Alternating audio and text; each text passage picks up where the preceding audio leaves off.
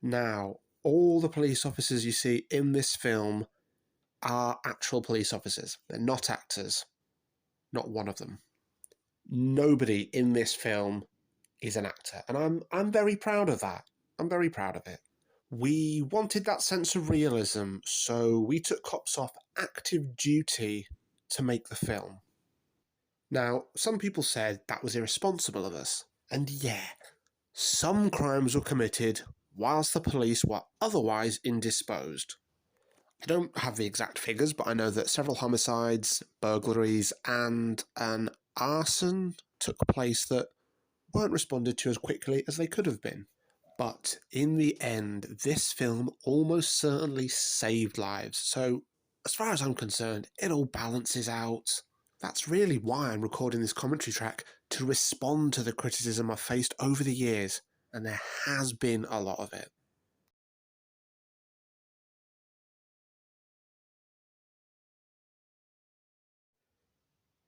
We just stuck a camera in front of the mayor here and asked him a few questions. Never asked for consent or got him to sign a form.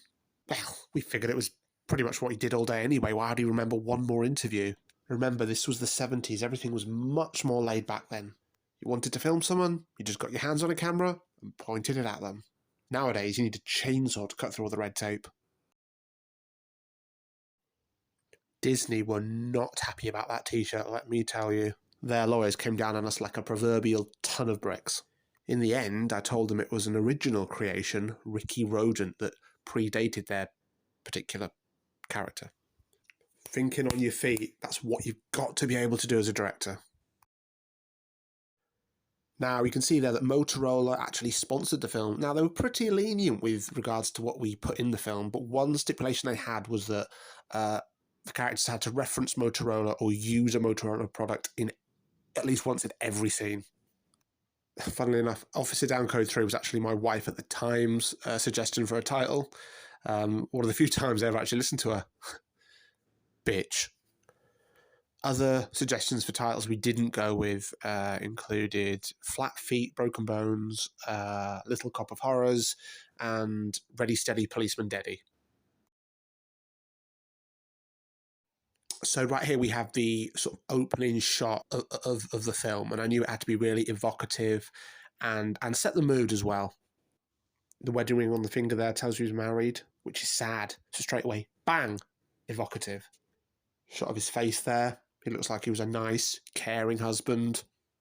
Dead now, setting the mood.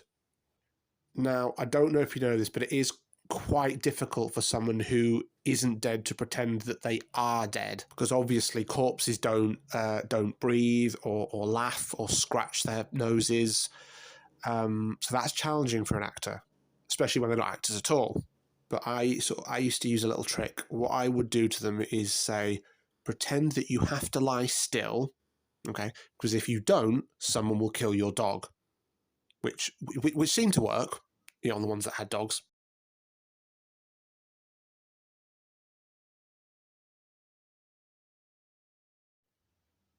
This guy was meant to be a professional, but look at the chalk mark on his pants and tell me this guy does that for a living. Personally, I think he was still drunk from the night before. Now, I know what a lot of you are thinking. Hang on, this guy's dead. How is this even possible? Well, what's happening here is we've jumped back in time to tell the story of how the cop died. It's a very exciting storytelling device, and to be honest, I'm still pissed off we never saw any royalties from Pulp Fiction. Tarantino basically ripped us off and never gave us any thanks. The prick. Now, see if you can tell what the cop does wrong in this scene. That's right, he should have known there was another man in the building who was going to shoot and kill him. 95% of criminals have accomplices. Known fact. There are only two types of criminals that work alone. Serial killers and flashers.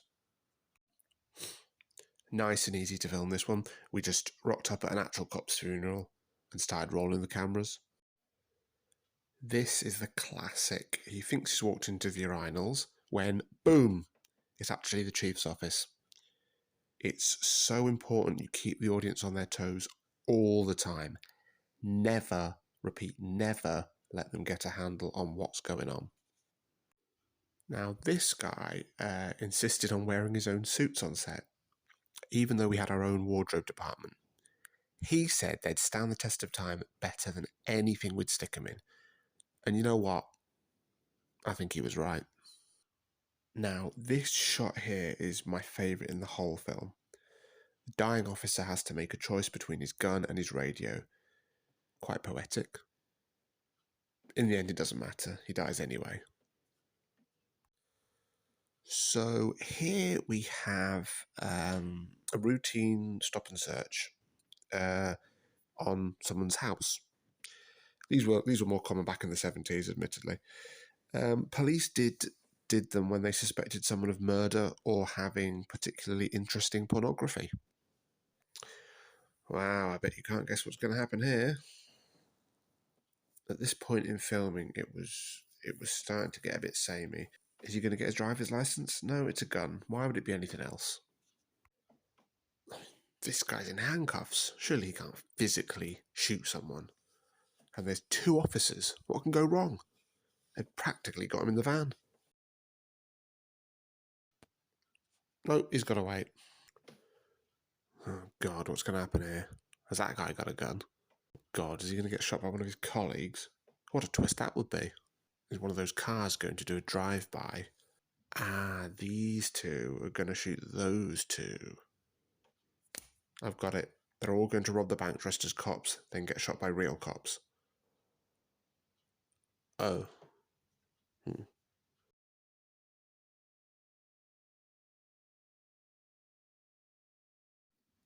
love a good ironic number plate. This guy really went through the mill. He had to sit there for half a day with that shit all over his crotch. The chemicals in the fake blood burned his genitals quite badly, if I recall. Was not a happy bunny. Whenever you see a shot of a cop car, it is in fact the same cop car. It's a pioneering strategy called not having much money, and one we used many times in production. Fun fact, the only person on set with a valid driving licence was the caterer, Bev, of Bev's Big Baps. She was a big girl.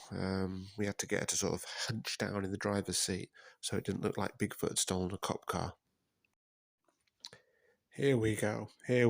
Pray silence, please, for the tense shootout scene.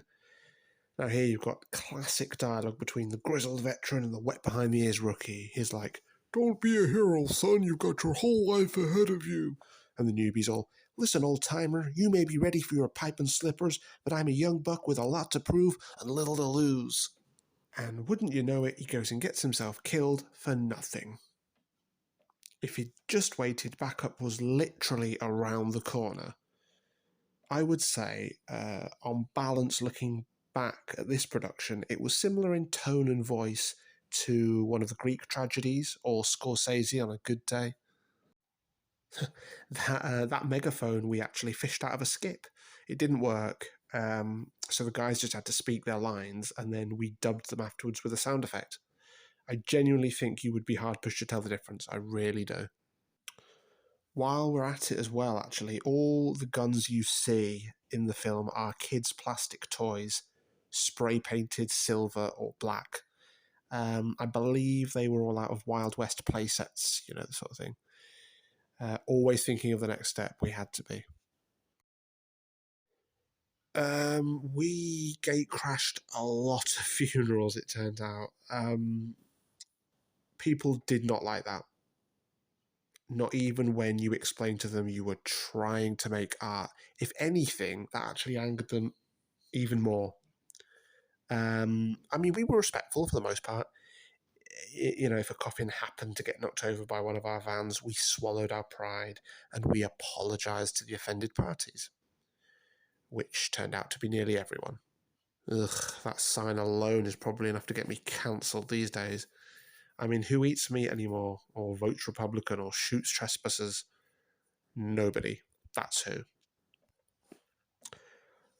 Some people seem to think because I had a shot of him asleep that the rest of the film is him dreaming it. So he just dreams all those cops being killed as a premonition of his partner's death. This isn't an episode of Dallas, you sick sons of bitches. It's a serious piece of art. Now look at that shot. The framing, the lighting, the mise-en-scène. Tell me that Kubrick himself could have done better, and I will call you a fucking liar. He was a charlatan and a fraud, and he filmed the moon landing, so screw him. The Gravediggers were a rather superstitious bunch, in that they believed that if you filmed them burying somebody, then that person would rise from the dead and feast on the flesh of those involved in filming. That is principally why I wasn't around much that day of filming. I'm not taking any chances, is what I'm saying.